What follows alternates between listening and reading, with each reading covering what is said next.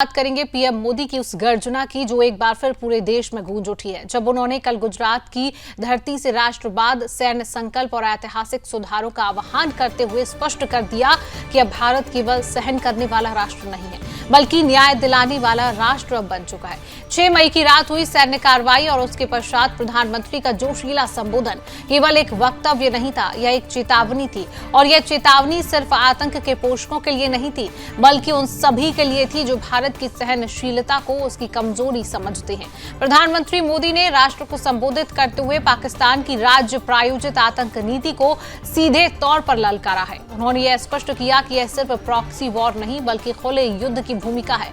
जब ताबूतों पर झंडा चढ़ाया जाता है तो यह सिर्फ अंतिम विदाई नहीं होती, यह युद्ध की स्वीकृति होती है। प्रधानमंत्री ने कहा कि उन्होंने 1947 के विभाजन की ऐतिहासिक पीड़ा को याद कर यह संकेत दिया कि पीओके आज भी एक अधूरी विरासत की पीड़ा है। सरदार पटेल की अवहेलना और गलत निर्णयों का उल्लेख कर मोदी ने स्पष्ट किया कि नया भारत अब इतिहास की गलतियों को दोहराने नहीं देगा। प्रधानमंत्री मोदी ने सबूत मांगने वालों पर भी कटाक्ष करते हुए कहा कि भारतीय सेना द्वारा की गई कार्रवाई में 22 मिनट के भीतर 9 आतंकी ठिकानों को नष्ट किया गया और यह सब कैमरे के सामने हुआ ताकि इस बार कोई सबूत न मांगे। यह न केवल सैन्य पराक्रम बल्कि राजनीतिक इच्छा शक्ति का जीवंत प्रमाण था। प्रधानमंत्री ने गर्जना करता सिंदूरिया सागर और लहराता तिरंगा जैसे काव्यात्मक और जोशीले शब्दों के माध्यम से जन जन में राष्ट्रभक्ति की भावना को प्रज्वलित किया। उनके भाषण की एक एक पंक्ति मातृभूमि के प्रति अग्नि समान प्रेम और आत्मबल का घोष थी। और हो भी क्यों ना, क्योंकि 22 मिनट में 9 आतंकी ठिकानों का ध्वस्त होना कोई साधारण सैन्य कार्रवाई नहीं थी। यह भारत की बदलती सैन्य नीति और राजनीतिक इच्छा शक्ति का प्रमाण है और यह कार्रवाई कैमरों के सामने की गई ताकि इस बार सबूत न मांगे जाएं बल्कि दुश्मन खुद सबूत बने। यह भारत अब केवल शांति की बात नहीं करेगा, यह न्याय भी करेगा। पीएम मोदी के इस दहाड़ में कितना दम था आप खुद महसूस कीजिए और सुनिए।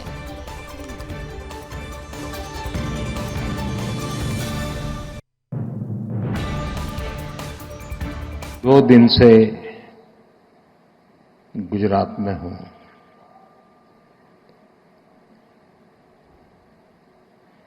कल मुझे बड़ोदरा, दाहोद, भूज, अहमदाबाद और आज सुबह सुबह गांधीनगर, मैं जहां जहां गया ऐसा लग रहा है देशभक्ति का ज्वार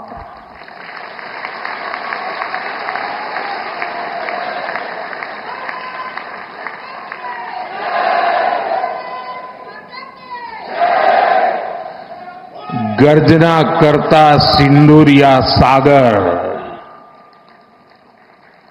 सिंदूरिया सागर की गर्जना और लहराता तिरंगा जन मन के हृदय में मातृभूमि के प्रति अपार प्रेम, एक ऐसा नजारा था, एक ऐसा दृश्य था। और ये सिर्फ गुजरात में नहीं, हिंदुस्तान के कोने कोने में है। शरीर कितना ही स्वस्थ क्यों न हो, लेकिन अगर एक कांटा चुभता है तो पूरा शरीर परेशान रहता है। अब हमने तय कर लिया है उस कांटे को निकाल के रहेंगे। 1947 में जब मां भारती के टुकड़े हुए,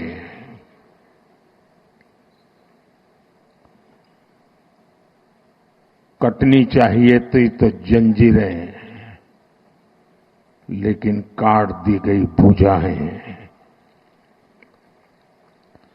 देश के 3 टुकड़े कर दिए गए।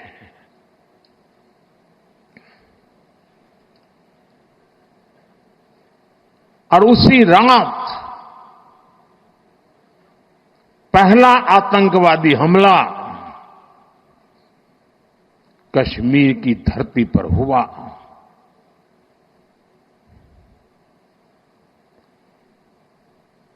मां भारती का एक हिस्सा आतंकवादियों के बलबूते पर, मुजाहिदों के नाम पर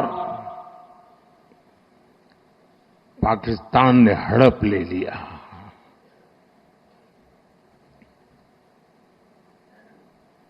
अगर उसी दिन इन मुजाहिदों को मौत के घाट उतार दिया गया होता,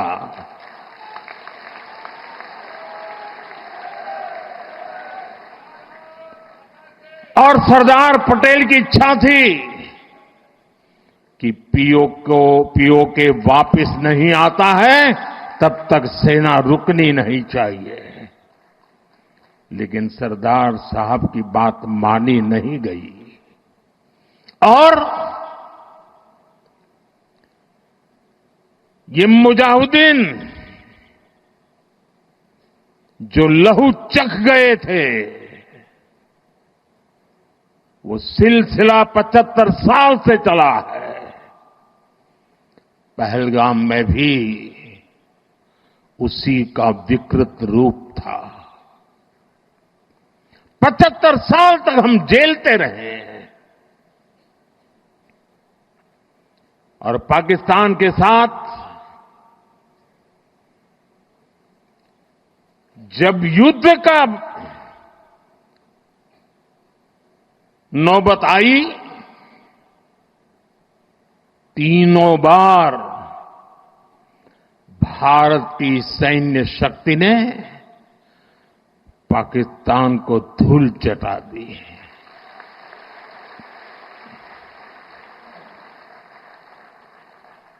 और पाकिस्तान समझ गया कि लड़ाई में वो भारत से जीत नहीं सकते हैं और इसलिए उसने प्रॉक्सी वॉर चालू किया। सैन्य प्रशिक्षण होता है, सैन्य प्रशिक्षित आतंकवादी भारत भेजे जाते हैं और निर्दोष निहत्थे लोग, कोई यात्रा करने गया है, कोई बस में जा रहा है, कोई होटल में बैठा है, कोई टूरिस्ट बन के जा रहा है, जहां मौका मिला वे मारते रहे, मारते रहे, मारते रहे और हम सहते रहे। आप मुझे बताइए, क्या ये अब सहना चाहिए? क्या गोली का जब आज तक जिसे हमें प्रॉक्सी वॉर कहते थे,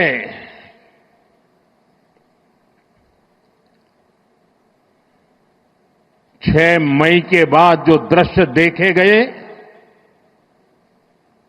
उसके बाद हम इसे प्रॉक्सी वॉर कहने की गलती नहीं कर सकते हैं। और इसका कारण है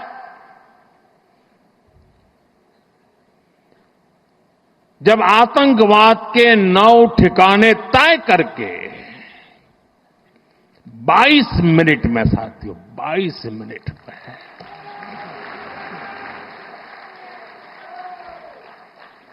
उनको ध्वस्त कर दिया। और इस बार तो सब कैमरा के सामने की सारी व्यवस्था रखी थी ताकि हमारे घर में कोई सबूत न मांगे।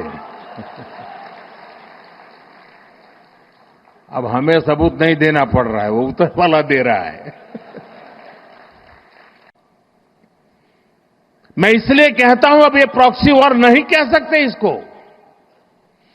क्योंकि जो आतंकवादियों के जनाजे निकले 6 मई के बाद, जिनका कत्ल हुआ, उस जनाजे को स्टेट ऑनर दिया गया पाकिस्तान में। उनके कॉफिन पे पाकिस्तान के झंडे लगाए गए, उनकी सेना ने उनको सैल्यूट दी। ये सिद्ध करता है कि आतंकवादी गतिविधि ये प्रॉक्सी वॉर नहीं है, ये आपकी सोची समझी युद्ध की रणनीति है। आप वॉर ही कर रहे हैं।